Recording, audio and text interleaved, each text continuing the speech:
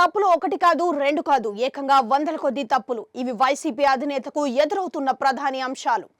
ప్రస్తుత ఆయన సొంత నియోజకవర్గంలోనే ఉన్నారు. క్రిస్మస్ సందర్భంగా ఆయన బెంగళూరు నుంచి సొంత నియోజకవర్గం పులివెందులకు చేరుకున్నారు.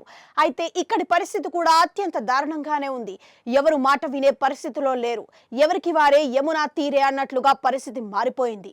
మరి ముఖ్యంగా అధికారంలో ఉన్నప్పుడు ఇప్పుడు వ్యవహరిస్తున్న తీరు జగన్ కు శాపంగా మారింది.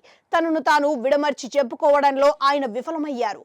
ఫలితంగా అప్పటి సంగతులే ఇప్పుడు మీడియాకు తెర మీదకి వస్తున్నాయి. అప్పట్లో కనీసం తాడేపల్లి గేటు దగ్గరికి కూడా తమను రానివ్వలేదంటూ కొందరు నాయకులు ప్రశ్నించారు. తాము చేతి చమురు వదిలించుకొని పెట్టుబడులు పెట్టి కాంట్రాక్టు పనులు చేస్తే వాటికి సంబంధించిన సొమ్ము కూడా మధ్యలోనే బొక్కేశారని 10 మంది కాంట్రాక్టర్లు లబోదిబోమన్నారు. కనీసం జగన్ అపాయింట్మెంట్ కూడా పొందలేని పరిస్థితి ఉందని మాజీ ఎమ్మెల్యే ఒకరు చెప్పుకొచ్చారు. తమ మాట వినకుండానే కడప స్టీల్ ప్లాంట్కు 4 సార్లు ప్రారంభోత్సవాలు చేశారని, దీనివల్ల జిల్లాలో చులకన అయిపోయామని మరో 2 ముఖ్య నాయకులు చెప్పుకొచ్చారు. పులివెందులకు నీరిచ్చే పట్టిసీమ నిర్లక్ష్యం చేయడంతో ఇక్కడి ప్రజలకు దూరమయ్యామని వ్యాఖ్యానించారు. ఈ ప్రాజెక్టును పూర్తి చేసి ఉంటే బాగుండేదన్న అభిప్రాయం వ్యక్తమైంది. వెరసి ఎటు చూసినా పులివెందుల కడప జిల్లాలోని పరిస్థితులు జగన్ కు చాలా వరకు సమస్యగానే ఉన్నాయి.